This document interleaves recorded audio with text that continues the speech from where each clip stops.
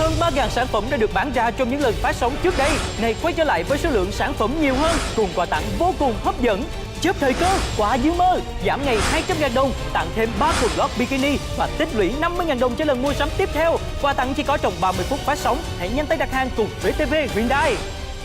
Chớp thời cơ, quà dư mơ cùng với bộ 10 quần đùi nam và 10 quần lót boxer Canaries, thiết kế form dáng chuẩn phù hợp cho mọi đối tượng khác nhau, đường may tỉ mỉ, chắc chắn và độ bền cao quý vị nha. Chất liệu thông thoáng, hút ẩm tốt, hạn chế phai màu, không bị biến dạng sau khi giặt, mang lại sự thoải mái dễ chịu trong từng chuyển động cho người mặc.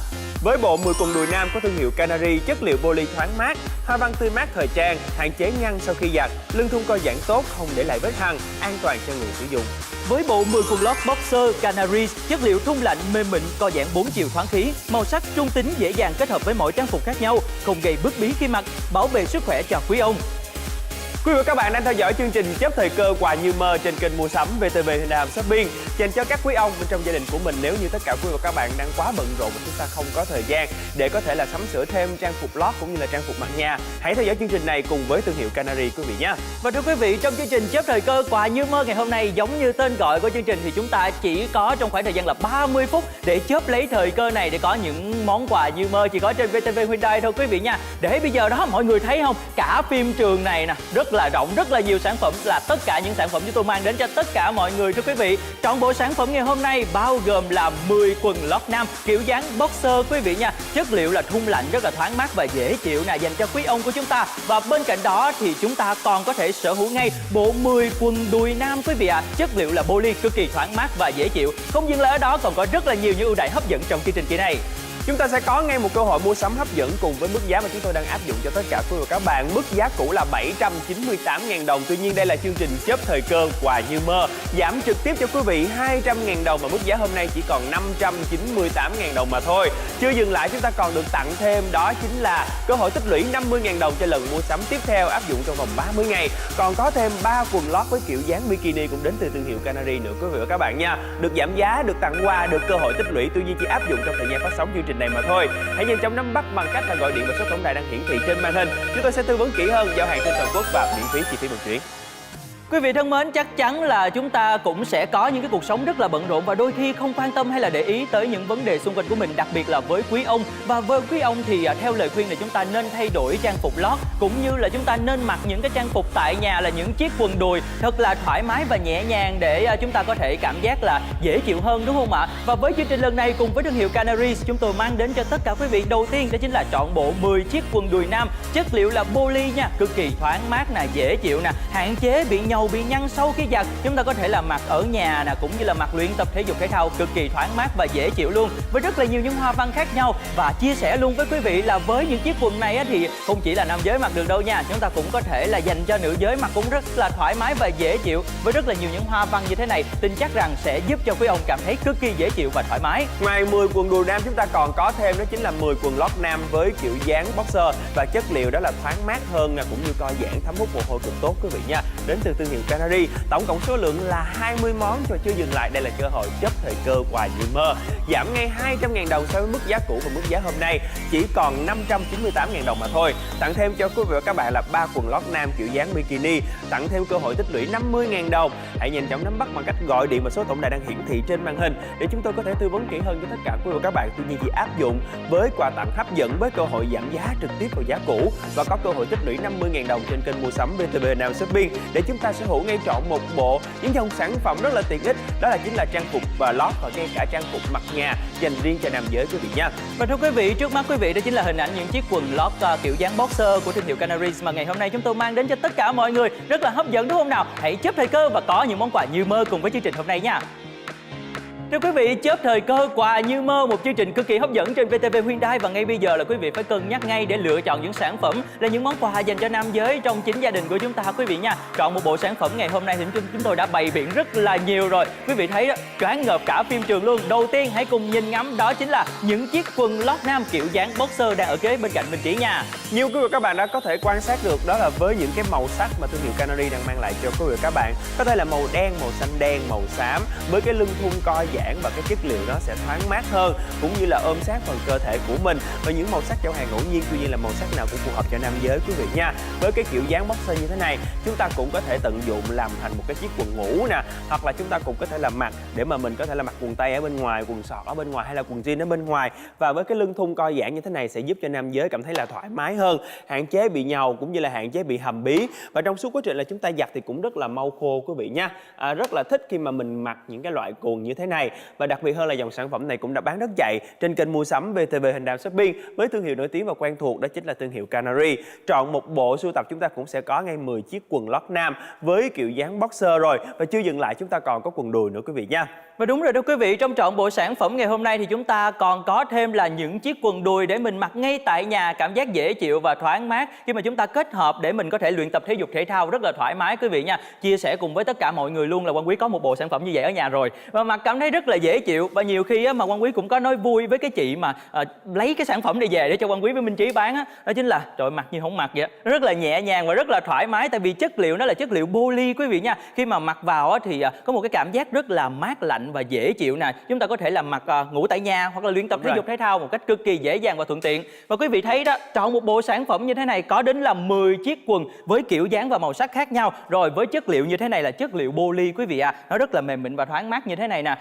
Cũng như là khi mà chúng ta giặt chắc chắn là sẽ có những lúc mà khi mà quý vị giặt, đặc biệt là các chị em phụ nữ giặt đồ xong nhìn vào những chiếc quần nó nhăn nhúm rất là khó chịu, đúng không nào? Với chất liệu này hạn chế nhăn nhúm sau khi mà chúng ta giặt và mình cảm thấy rất là dễ chịu khi mà chúng ta phơi đồ lên ở cái dàn treo đồ của mình trời, nhìn thích lắm.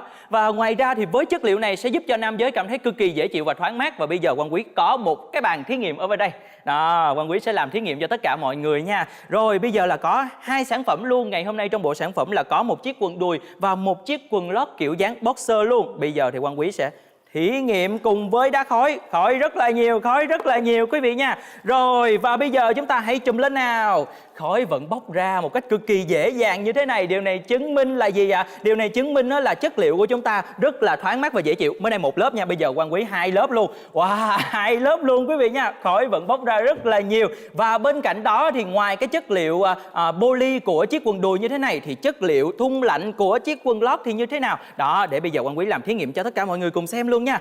Đó, để lên như thế này, khói vẫn bốc ra rất là thoải mái như thế này quý vị ạ. Điều này chứng minh làm sao ạ? Khi mà nam giới mặc ở trong suốt cả một ngày dài hoạt động tuyến mồ hôi hoạt động rất là mạnh mẽ nha, thì chắc chắn nó sẽ dễ dẫn tới tình trạng là bị hầm bị bí nếu như mà những cái chất liệu của những chiếc quần này nó không được thoáng mát và dễ chịu như thế này quý vị ạ. Tuy nhiên với dòng sản phẩm như thế này chúng ta có thể là hoàn toàn an tâm khi mà theo dõi thí nghiệm mà Quang Quý đã thực hiện trước mắt mọi người. Hoàn toàn an tâm hơn khi mà các bạn có thể quan sát được với thí nghiệm vừa rồi, những cái làn lá khói có thể là bốc ra khỏi cái phần lớp vải mà của cả quần đùi hay là cả cái quần lót nữa quý vị nha. Bởi vì cái tuyến mồ hôi của nam giới sẽ bài tiết rất là nhiều. Đôi khi chúng ta vận động cả ngày, chúng ta ngồi làm việc cả ngày cũng sẽ không tránh khỏi cái tình trạng không tránh khỏi cái tình trạng đó là bị hầm bí khó chịu. Nhưng mà hôm nay chúng tôi mang đến cho các bạn ngoài 10 quần lót kiểu dáng boxer thì chúng ta còn có 10 chiếc quần đùi nam như thế này. Nó là 10 quần đùi nam, tuy nhiên là với cái thiết kế, cái kiểu dáng của nó và những cái họa tiết hoa văn của nó thì cả nam và nữ đều có thể là mặc được. Và đặc biệt hơn đó chính là những cái cặp mà vợ chồng trẻ chúng ta cũng có thể chọn một bộ như thế này quý vị nha, với những cái màu sắc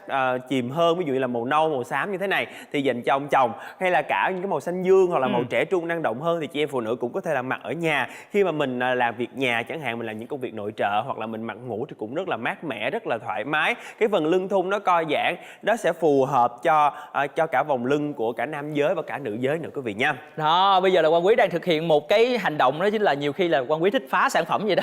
Kéo nè, giãn nè, Quang Quý kéo hết mức luôn nha. Tuy nhiên khi mà trở lại thì như thế nào? Đang sợ rớt cái con số này. Đó, mọi người thấy không ạ? Vẫn trở về với vị trí ban đầu và vẫn ôm sát phần lưng của cơ thể. Tuy nhiên với phần lưng thun cao cấp như thế này, quý vị có thể yên tâm nha, hạn chế những cái tình trạng là bị những cái vết hằn hay là những cái vết mà tụ máu nếu mà chúng ta mặc những cái chiếc quần mà cái lưng thun nó chặt quá thì sẽ ảnh hưởng tới cái phần da cũng như là cái phần hông của mình quý vị ạ. Tuy nhiên với dòng sản phẩm này chúng ta có thể là cực kỳ yên tâm và tiện lợi quý vị ạ. Với nhãn hàng Canary thì Quang Quý tin chắc rằng đã rất là quen thuộc với tất cả chúng ta trên VTV Hyundai và đã nhận được rất là nhiều sự tin tưởng cũng như là những cái đơn đặt hàng từ phía tất cả mọi người, cho nên là quý vị có thể yên tâm với dòng sản phẩm lần này chúng tôi mang đến cho tất cả quý vị nha. Và tất nhiên chớp thời cơ quà như mơ, chúng ta sẽ có rất là nhiều những phần quà và những ưu đãi hấp dẫn khác nhau, đúng không ạ? Chớp thời cơ để quý vị và các bạn sẽ có một cơ hội mua sắm hấp dẫn với số lượng nhiều và rất là tiện ích với chọn một bộ là 20 món 10 quần lót nam kiểu dáng boxer và 10 quần đùi nam cũng thương hiệu Canary, và quà như mơ, bởi vì chúng tôi sẽ mang lại cho cơ hội quý vị có những cái món quà rất là giá trị. Đầu tiên là tặng thêm 3 chiếc quần lót nam với kiểu dáng bikini cũng đến từ thương hiệu Canary quý vị và các bạn nha. Tuy nhiên là còn có thêm quà nữa, chúng ta sẽ được giảm ngay 200.000 đồng so với mức giá cũ, chỉ còn 598.000 đồng mà thôi. Giảm 200.000 đồng rồi nhưng mà chưa có dừng lại đâu nha. Mình vẫn còn có cơ hội tích lũy 50.000 đồng để giúp cho quý vị và các bạn là chúng ta cơ hội là tiết kiệm 50.000 đồng trong túi tiền của mình để có thể là mua sắm thêm cho những dòng sản phẩm tiện ích khác trên kênh mua sắm VTV Hình Ảnh Shopping. Với những sản phẩm quần lót kiểu dáng bikini như thế này thì chắc chắn là nam giới cũng sẽ rất là thích, để mình có thể là linh động thay đổi. Và mình sẽ có tổng cộng là 13 món quần lót, thêm đó là 10 quần đùi nữa, tổng cộng là 23 món, được giảm 200.000 đồng, được cơ hội tích lũy 50.000 đồng. Tuy nhiên chỉ áp dụng trong thời gian phát sóng còn lại mà thôi quý vị nha. Bởi vậy cho nên chúng ta hãy nhanh chóng nhấc máy lên và đặt hàng cùng với chương trình, đúng không ạ? Nếu mà thời gian 30 phút trôi qua thì chắc chắn là chúng ta sẽ bỏ lỡ cơ hội này thôi. Hãy chớp lấy thời cơ và có những món quà như mơ, và tất nhiên chúng tôi sẽ giao hàng tận nơi 63 tỉnh thành trên toàn quốc. Quý vị thân mến, chắc chắn là chúng ta cũng sẽ có những cái cuộc sống rất là bận rộn và đôi khi không quan tâm hay là để ý tới những vấn đề xung quanh của mình, đặc biệt là với quý ông. Và với quý ông thì theo lời khuyên là chúng ta nên thay đổi trang phục lót, cũng như là chúng ta nên mặc những cái trang phục tại nhà là những chiếc quần đùi thật là thoải mái và nhẹ nhàng để chúng ta có thể cảm giác là dễ chịu hơn, đúng không ạ? Và với chương trình lần này cùng với thương hiệu Canary, chúng tôi mang đến cho tất cả quý vị đầu tiên đó chính là trọn bộ 10 chiếc quần đùi nam, chất liệu là poly nha, cực kỳ thoáng mát nè, dễ chịu nè, hạn chế bị nhầu bị nhăn sau khi giặt. Chúng ta có thể là mặc ở nhà nè, cũng như là mặc luyện tập thể dục thể thao, cực kỳ thoáng mát và dễ chịu luôn, với rất là nhiều những hoa văn khác nhau. Và chia sẻ luôn với quý vị là với những chiếc quần này thì không chỉ là nam giới mặc được đâu nha, chúng ta cũng có thể là dành cho nữ giới mặc cũng rất là thoải mái và dễ chịu, với rất là nhiều những hoa văn như thế này. Tin chắc rằng sẽ giúp cho quý ông cảm thấy cực kỳ dễ chịu và thoải mái. Ngoài 10 quần đùi nam, chúng ta còn có thêm đó chính là 10 quần lót nam với kiểu dáng boxer, và chất liệu đó là thoáng mát hơn cũng như co giãn, thấm hút mồ hôi cực tốt quý vị nha, đến từ thương hiệu Canary. Tổng cộng số lượng là 20 món rồi chưa dừng lại. Đây là cơ hội chấp thời cơ quà như mơ, giảm ngay 200.000 đồng so với mức giá cũ, và mức giá hôm nay chỉ còn 598.000 đồng mà thôi. Tặng thêm cho quý vị và các bạn là 3 quần lót nam kiểu dáng bikini, tặng thêm cơ hội tích lũy 50.000 đồng. Hãy nhanh chóng nắm bắt bằng cách gọi điện vào số tổng đài đang hiển thị trên màn hình để chúng tôi có thể tư vấn kỹ hơn cho tất cả quý vị và các bạn. Tuy nhiên chỉ áp dụng với quà tặng hấp dẫn, với cơ hội giảm giá trực tiếp vào giá cũ và có cơ hội tích lũy 50.000 đồng trên kênh mua sắm VTV Nam Shopping, để chúng ta sở hữu ngay trọn một bộ những dòng sản phẩm rất là tiện ích, đó là chính là trang phục và lót, và ngay cả trang phục mặc nhà dành riêng cho nam giới quý vị nha. Và thưa quý vị, trước mắt quý vị đó chính là hình ảnh những chiếc quần lót kiểu dáng boxer của thương hiệu Canary mà ngày hôm nay chúng tôi mang đến cho tất cả mọi người, rất là hấp dẫn đúng không nào? Hãy chấp thời cơ và có những món quà như mơ cùng với chương trình hôm nay nha. Hãy nhanh tay sở hữu ngay trọn bộ 10 quần đùi nam và 10 quần lót boxer đến từ thương hiệu Canary, thiết kế form dáng chuẩn phù hợp cho mọi đối tượng khác nhau, đường may tỉ mỉ, chắc chắn và độ bền cao, chất liệu thông thoáng hút ẩm tốt, hạn chế phai màu, không bị biến dạng sau khi giặt, mang lại sự thoải mái dễ chịu trong từng chuyển động cho người mặc. Bộ 10 quần đùi nam của thương hiệu Canary, chất liệu poly thoáng mát, hoa văn tươi mát thời trang, hạn chế nhăn sau khi giặt, lưng thun co giãn tốt, không để lại vết hằn, an toàn cho người sử dụng. Bên cạnh đó, với bộ 10 quần lót boxer đến từ thương hiệu Canary, chất liệu thun lạnh mềm mịn, co giãn 4 chiều, thoáng khí, màu sắc trung tính và dễ dàng kết hợp với mọi trang phục, không gây bức bí khi mặc, giúp bảo vệ sức khỏe cho quý ông. Với bộ 10 quần đùi nam và 10 quần lót kiểu dáng boxer của thương hiệu Canary, trong chương trình chấp thời cơ quà như mơ, mức giá cũ 798.000 đồng, giảm hôm nay 200.000 đồng, trực tiếp chỉ còn 598.000 đồng mà thôi. Tặng thêm 3 quần lót bikini và tích lũy 50.000 đồng sử dụng trong vòng 30 ngày. Quà tặng chỉ có trong 30 phút phát sóng, hãy nhanh tay đặt hàng. Quý vị và các bạn vẫn đang tiếp tục theo dõi chương trình chấp thời cơ quà như mơ trên kênh mua sắm VTV Hình Đàm Shopping. Quay trở lại với không gian phim trường, một lần nữa chúng ta cùng nhìn ngắm lại sản phẩm chính ngày hôm nay đến từ thương hiệu Canary quý vị nha. Tổng cộng chúng ta sẽ có 20 sản phẩm chính, trong đó chúng ta sẽ có trọn một bộ là 10 quần lót nam kiểu dáng boxer và có thêm 10 quần đùi nam. Đầu tiên là nhìn vào quần đùi thì đã thấy thích rồi, với những cái hoa văn, những cái họa tiết như thế này rất là trẻ trung, rất là năng động, tuy nhiên sẽ phù hợp cho nam giới và lẫn nữ giới nữa. Đôi khi những cặp vợ chồng trẻ chẳng hạn, chúng ta cũng thích là mặc quần đôi thì Đúng đây rồi. cũng sẽ là một gợi ý giúp cho quý vị là chúng ta có những chiếc quần ngủ rất là mát mẻ, thoải mái, và cái họa tiết hoa văn của nó thì cũng rất là sinh động nữa. Tùy theo cái nhu cầu sử dụng trong gia đình của mình, có thể là chia sẻ cho những thành viên còn lại, có thể là anh trai, có thể là em trai, rất là nhiều. Bởi vì đây là chương trình chấp thời cơ quà như mơ, cho nên chúng tôi sẽ mang lại cho quý vị và các bạn số lượng nhiều, tuy nhiên là mức giá hấp dẫn. Trước khi phân tích về mức giá thì hãy cùng với mình Trí xem với cái phần thí nghiệm quý vị nha. Hãy tưởng tượng xem khi mà chúng ta mặc một chiếc quần đùi hoặc là một chiếc quần ngủ, mình ngủ 8 giờ mỗi đêm chẳng hạn, hạn và cái tuyến mồ hôi nó vẫn bài tiết, mình cảm thấy rất là khó chịu, bị hầm, bị bí với những cái chất liệu mà không cảm thấy thoáng mát và thoải mái. Hôm nay chúng tôi mang đến cho các bạn đầu tiên đó chính là những chiếc quần đùi đi. Bây giờ Minh Trí cũng đang cầm trên tay là một chiếc quần đùi trong mẫu là 10 quần đùi của thương hiệu Canary như thế này quý vị nha. Với những cái họa tiết hoa văn rất là tinh tế và bắt mắt như thế này sẽ phù hợp cho cả nam và nữ luôn. Và cái chất liệu của nó đó chính là chất liệu vải poly, rất là mát, rất là mịn. Và để mát mình như thế nào thì hãy cùng với Minh Trí chúng ta thực hiện với thí nghiệm ngày hôm nay.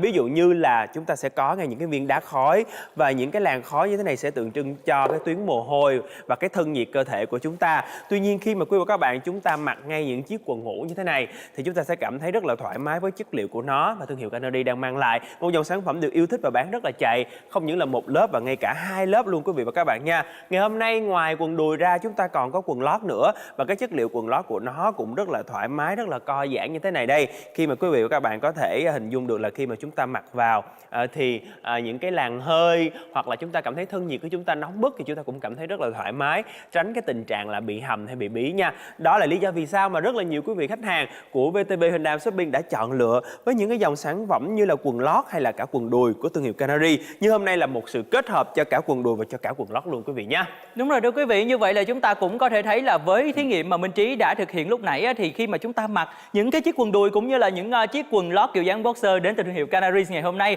thì sẽ mang đến cảm giác cực kỳ dễ chịu và thoáng mát luôn, tại vì là với chất liệu rất là thấm hút cũng như là giúp cho chúng ta không bị hầm bị bí, đúng không ạ? Tuy nhiên với những dòng sản phẩm như thế này, những chiếc quần lót kiểu dáng boxer thì chúng ta cũng cần phải lưu ý, đó chính là về cái vấn đề là sự co giãn, đúng không nào? Tại vì có nhiều những cái chiếc quần mà chất liệu không tốt, mặc khoảng một thời gian thôi là cái đai lưng của nó trời ơi nó giãn rồi, nó rất là xấu, nó bị gião ra, đúng không ạ? Tuy nhiên với dòng sản phẩm này bây giờ Quang Quý sẽ thực hiện nha. Đó, dùng sức mạnh lên một chút xíu, hơi thụ bạo một xíu thôi. Đó, kéo mạnh lên, mạnh lên, mạnh lên, mạnh lên. Tuy nhiên trở về vẫn là vị trí ban đầu quý vị nha. Với chất liệu đó chính là chất liệu thun lạnh, khi mà Quang Quý sờ vào cảm giác rất là mềm mịn và thoáng mát luôn. Cho nên là quý vị có thể là hoàn toàn an tâm với trọn bộ sản phẩm như thế này. Những chiếc quần lót kiểu dáng boxer chúng ta sẽ có ngay là 10 chiếc quần lót luôn quý vị nha. Với màu sắc nào cũng rất là nam tính và cũng rất là trẻ trung dành cho tất cả chúng ta. Và quý vị thấy đó, bây giờ nè, bên đây nè có rất là nhiều những cái chiếc quần lót với màu sắc khác nhau. Cho nên là quý vị có thể là hoàn toàn an tâm, đều là chất liệu thun lạnh và rất là thoáng mát và dễ chịu luôn Minh Trí ha. Thoáng mát, dễ chịu, không hầm bí khi mà thương hiệu Canary đang mang lại cho các bạn cùng với những cái màu sắc rất là thời trang và phù hợp cho nam giới ở nhiều độ tuổi khác nhau. Đôi khi ra bên ngoài mình mua chỉ có 1-2 quần hay là 3 quần lót thôi là cao, ít khi nào mà Minh Trí hay Quang Quý cũng cảm nhận là mình đi ra bên ngoài mình mua cả 10 lần vì rất là nhiều. Nhưng mà hôm nay bởi vì là chương trình mua sắm đặc biệt trên kênh mua sắm VTB Hyundai Shopping mang lại cho tất cả quý vị các bạn, đây là chương trình chớp thời cơ quà như mơ. Thời cơ mua số lượng nhiều nhưng mà mức giá lại giảm đi quý vị nha. Giảm cho quý vị các bạn 200.000 đồng so với mức giá cũ, và mức giá ngày hôm nay chỉ còn 598.000 đồng mà thôi. Có 10 quần đùi, có 10 quần lót, tổng cộng là 20 quần rồi. Và còn tặng thêm là 3 quần lót kiểu dáng bikini dành cho nam giới nữa. Tổng cộng mình có 13 quần lót. Đúng rồi. Thì cái số lượng nhiều sẽ giúp cho nam giới chúng ta là đôi khi mình thay đổi cái quần lót đó hàng ngày thì chúng ta cảm thấy rất là thoải mái hơn. Và cơ hội thêm đó là tích lũy 50.000 đồng cho tất cả quý vị và các bạn. Nếu như chúng ta đã mua sắm trong chương trình chớp thời cơ quà như mơ, chúng ta đã có sẵn tích lũy 50.000 đồng từ đơn đặt hàng trước, thì bây giờ 598.000 đồng giảm thêm 50.000 đồng nữa chỉ còn 548.000 đồng mà thôi. Mình chỉ đang ví dụ. Và sau khi đặt hàng thành công thì lại tích lũy trở lại 50.000 đồng nữa trong tài khoản của quý vị. Như vậy là chương trình này mua sắm nhiều quà hơn nè, cơ hội giảm 200.000 đồng, cơ hội tích lũy nữa thì chỉ áp dụng trong những phút đặt hàng còn lại mà thôi quý vị nha. Đúng rồi thưa quý vị, do vậy chúng ta cần phải chớp thời cơ để có ngay những món quà như mơ. Những món quà như mơ lúc nãy là Minh Trí đã chia sẻ, đó chính là những cái con số rất là rõ ràng rồi. Nào là được giảm 200.000 đồng trên mức giá nè, rồi nào là được tích lũy 50.000 đồng cho lần mua sắm tiếp theo. Còn bây giờ thì Quang Quý sẽ nói về món quà đó là hiện vật quý vị nha. Đó cũng dành cho nam giới trong gia đình của chúng ta luôn. Đó chính là những chiếc quần lót nam với kiểu dáng bikini như thế này quý vị nha. Với những chiếc quần lót như thế này thì cũng cùng với chất liệu của những chiếc quần lót kiểu dáng boxer luôn, đều là thun lạnh và co giãn rất là tốt. Một lần nữa Quang Quý sẽ kéo dài, rồi kéo hết màn hình luôn thôi để nghiêng. Đó, rất là dài và rất là dai quý vị nha. Độ co giãn rất là tốt luôn. Và bây giờ Quang Quý trở về vị trí ban đầu nè. Đó, chiếc quần của chúng ta vẫn không hề bị suy xuyển và chất liệu của nó chất liệu thun mát, thun lạnh nha. Đó, rờ vào rất là thoáng mát và dễ chịu như thế này sẽ giúp nâng đỡ phần bên dưới cơ thể của nam giới của chúng ta. Đặc biệt là đối với các bạn nam mà chúng ta thích luyện tập thể dục thể thao nè, hay là chơi thể thao. Nếu mà nói Quang Quý cũng đã từng có những cái khoảnh khắc cũng hơi là ngại một chút xíu khi mà chúng ta luyện tập thể dục thể thao suốt cả ngày, đặc biệt là với những cái môn thể thao mà mình phải chạy nhiều á. Nếu mà những cái chiếc quần mà độ co giãn không không tốt á, tự nhiên đang chạy cái mình có cảm giác là nó hơi bị sệ, hơi tuột xuống sẽ ảnh hưởng rất là nhiều tới cái cảm giác của mình, đúng không ạ? Do vậy là chúng ta cần phải lưu ý tới cái việc là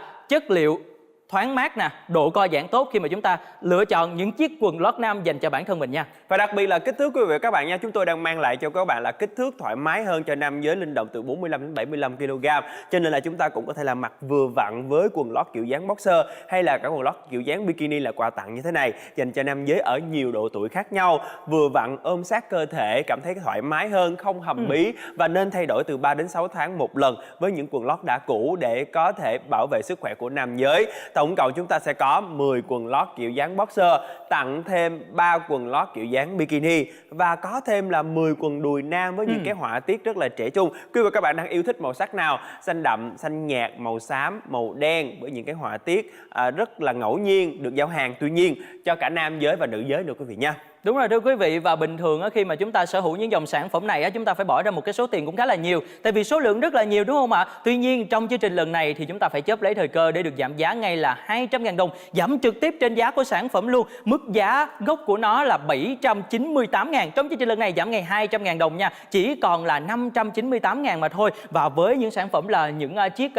quần đùi như thế này thì quý vị cũng có thể là hoàn toàn an tâm nha. Chúng ta có thể treo cả một cái sào như thế này nè, mọi người nhìn thấy không? Màu sắc rất là bắt mắt và với nhiều hoa văn khác nhau. Cứ mỗi sáng là mình đi mình lướt qua một cái xong rồi mình nói hôm nay mình mặc cái này đi, rất là thoải mái và dễ chịu, đúng không ạ? Và với những cái chất liệu như thế này thì khi mà chúng ta mà giặt xong quý vị ạ, thì khi mà chúng ta treo lên thì nó sẽ được hạn chế những cái việc là bị nhăn nè, bị nhúm nè, và mình cảm giác là rất là thoải mái khi mà chúng ta giặt, kể cả giặt tay và kể cả giặt máy nữa quý vị ạ. Và với chương trình lần này thì khi không chỉ là chúng ta có được một cái số lượng sản phẩm rất là nhiều và mức giá cũng cực kỳ hấp dẫn luôn. Nhắc lại một lần nữa cho tất cả mọi người chúng ta cùng nhớ nha, mức giá cho trọn bộ sản phẩm như thế này, giá cũ là 798.000 đồng, mức giá ngày hôm nay giảm ngay 200.000 đồng, chỉ còn 598.000 đồng mà thôi nha.